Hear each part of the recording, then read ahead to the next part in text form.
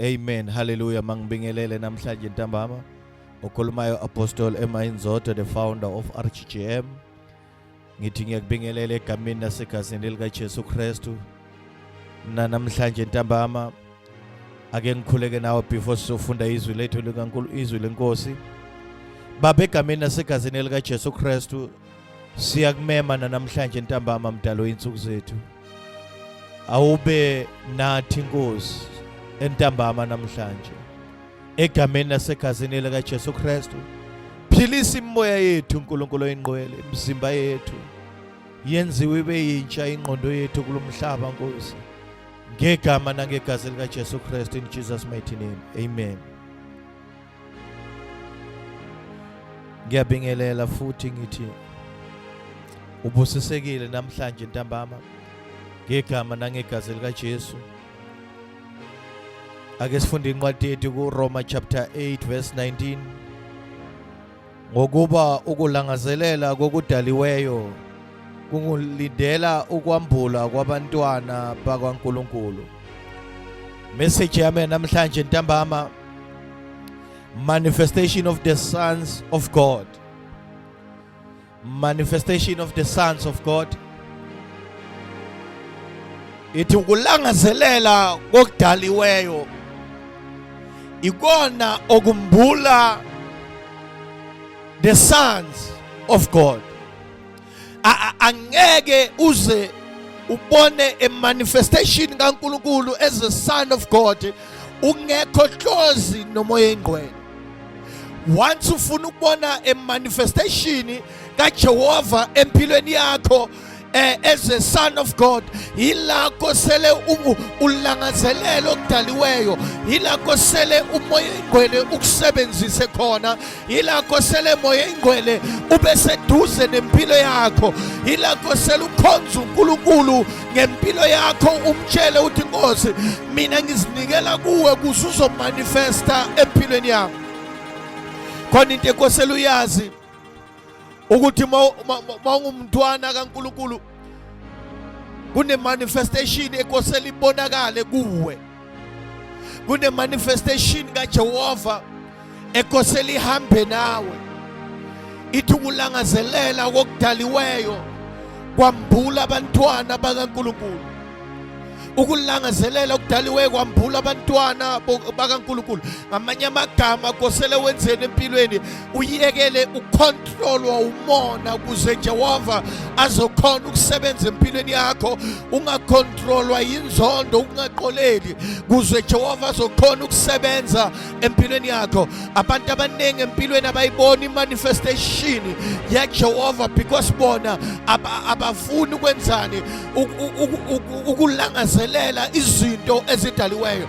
Ithi iBhayibheli mawufunda Ephesians chapter 4 verse 15 ithi lesikhathi sikhuleka ngothando nangenhloko enguKristu. Once ukhuleka ngothando uvumela inhloko enguKristu ekukholweni ikwazi ukumanifesta empilweni yomuntu okholwayo. Uvumela inhloko enguKristu empilweni yakho ikwazi ukusebenza, ikwazi ukubonakala. Uvumela uKristu empilweni yakho akwazi ukwenzani ukukhulula umoya engcwele usebenze empilweni yakho. Manifestation idinga abantu abamaziyo uKristu ukuthi uyinhloko. Dinga abantu abakhuleka ngothando hayi ngeexperience, abantu abakhuleka ngeqiniso hayi ngeexperience. So once wazi uKristu njengomuntu oyinhloko yokukholwa, wazi uKristu njengenhloko yekhaya, wazi uKristu njengokuphila, yila uzobona imanifestation kaJehova isebenze empilweni yakho. Ithi iBhayibheli kuLuke chapter 13 verse 16, bekunowesifazane ekudala agula, bekunowesifazane ebekudala agula for 18 years. Ithi uJesu Kristu wamphilisa ngesabatha. Emntana sekhaya once uhamba nomoya engcwele udlula nalana kuthiwa ubreaka a protocol, nalana kuthiwa ngeke ezakwenze akwenziwa lokhu ngelanga eliso. but imoya engcwele masoqala umanifest empilweni yakho, the manifestation maseyiqala isebenza, wenza izinto abantu nalana bathi angeze uzenzeke namhlanje, but imoya engcwele ngeke uzuvume bese uyathula athi omunye umhlabelela akuvumi ukuthi mangithule, because the power of the manifestation vane seyiqalile isebenza ngaphakathi komuntu. The power of the manifestation vane seyiqalile yenzani igidagida. Uthi Jeremiah umlilo kaJehova uvuthe emathanjeni wami. In other words, the power of the manifestation seyiqala ukuzwakala ngaphakathi kwamathambo ami. The power of the manifestation seyiqala ukuzwakala emzimbeni wami. That's why no Jesu Kristu bangavumi ukuthi abantu bakhulekelwe ngesabatha, but the power of the manifestation yaqala yasebenza ngaphakathi kwakhe wamphilisa owesifazane. The power, the manifestation of the sons of God. Abantu abazothi mabahamba kusale kunomilandu kuthiwa there's a man of God engene kude shop le bekunomuntu ogulayo uphilile.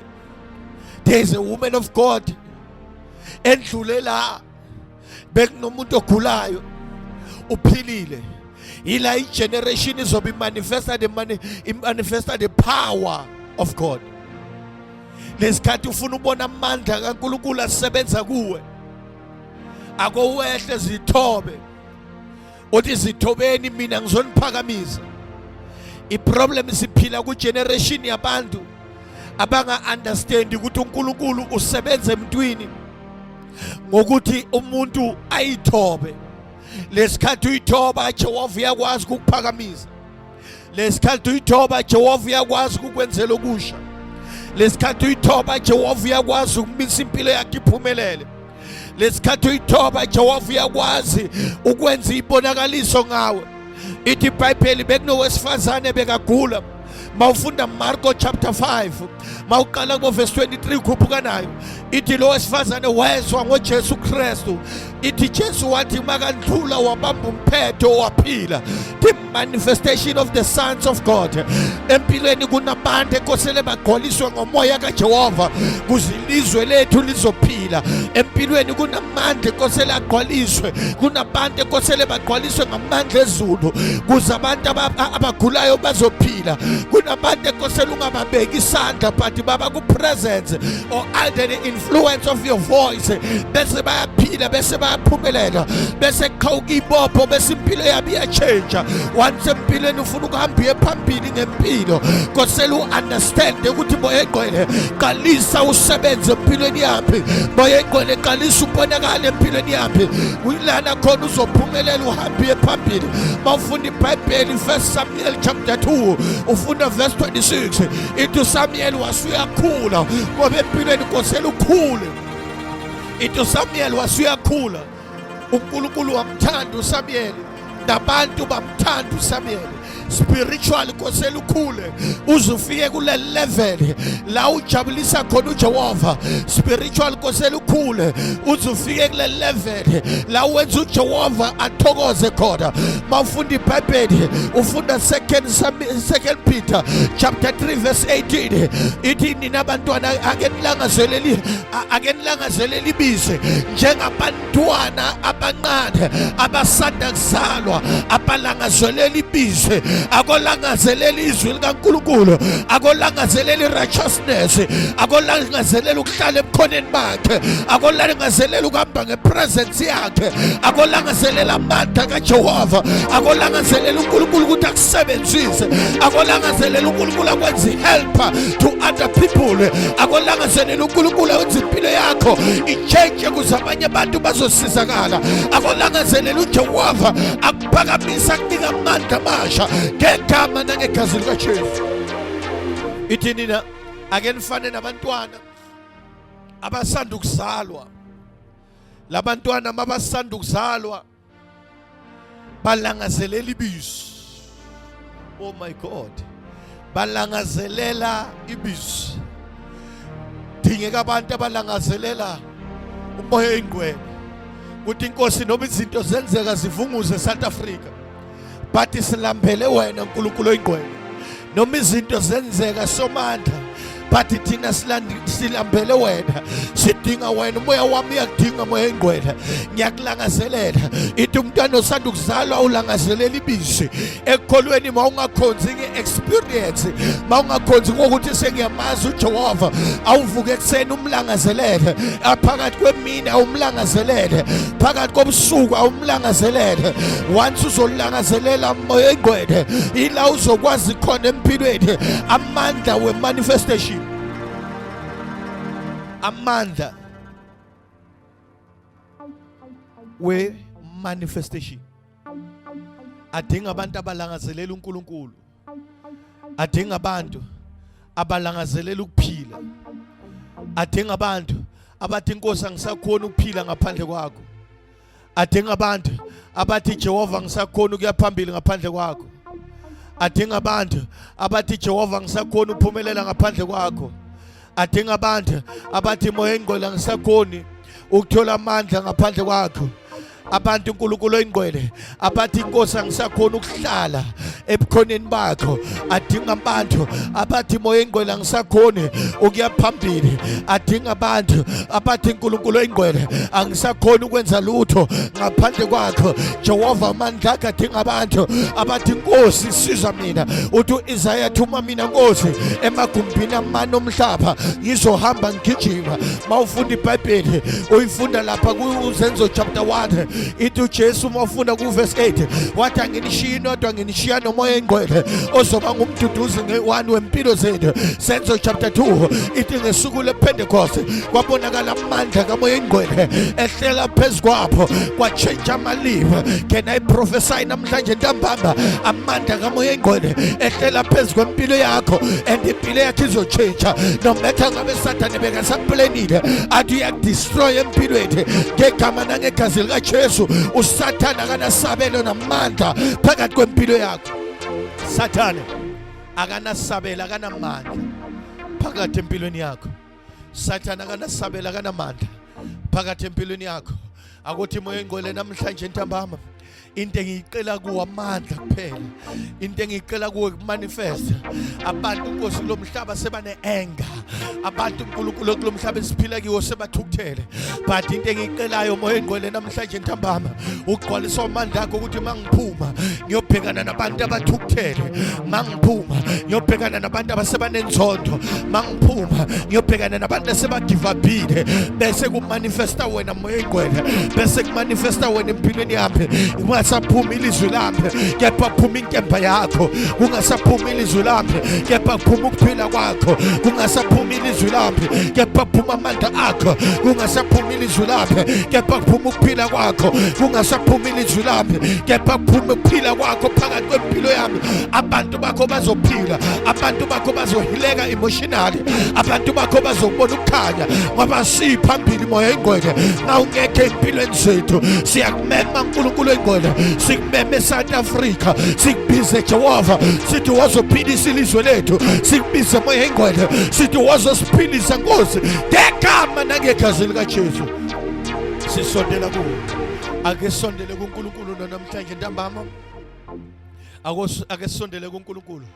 Mbukele ekhaya, ake sondele kuNkulunkulu, akukhuleke namhlanje sicela imanifestation, sicela imanifestation ngegama nangegazi likaJesu, sicela imanifestation. Akosondela uzokhuleka nami, uNkosi ngisize ngemanifestation. Ithi Jehova ngisize ngemanifestation. Siphume siyokhuza umlilo ogqole ngaphandle, siyokhuza ukufa, siyokhuza intukuthelo yabantu ngegama nangegazi likaJesu. Ake sikhuleke. Baba moya engcwele siyacela kuwe namhlanje ntambama, sipha amandla egameni nasegazini likaJesu Kristu. uNkulunkulu oyingcwele nalilizwe selithukuthele esicelayo uNkulunkulu namandla, sicela amandla vela kuwe ezulwini ukuthi masiphuma sishona kubantu bakho siyokhuluma nabo, sishumayela izwi lakhe eliphilayo. bese bayalapheka bayaphila, bese impilo zabo zibuyele ekhanyeni. Obuthi uNkulunkulu oyingcwele masirependa sibuya kuwe, wena uyayenza impilo yethu senze idalo ezisha. Siyaqela uNkulunkulu oyingcwele usipha amandla wemanifestation yakho uNkulunkulu oyingcwele. Masiphumela ngaphandle sibukana nezwe, sikhuluma ngokuphila kwakho Nkosi yamakhosi. Sithole sigqwaliswe ngamandla akho, kungagqwalanga umina ngaphakathi kwethu, kuze sizophumelela uNkulunkulu oyingcwele ngegama nangegazi lika Jesu Kristu. In Jesus mighty name. Uyanthanda uJehova and uzohlala nthanda and uzohlala nawe noma isiphi isimo obhekane naso. uNkulunkulu usesemhlengi namhlanje. uNkulunkulu akakubusise, uNkulunkulu akupha amandla. In Jesus mighty name. Amen. Shalom. uJehova akubusise. Amen. Siyabonga.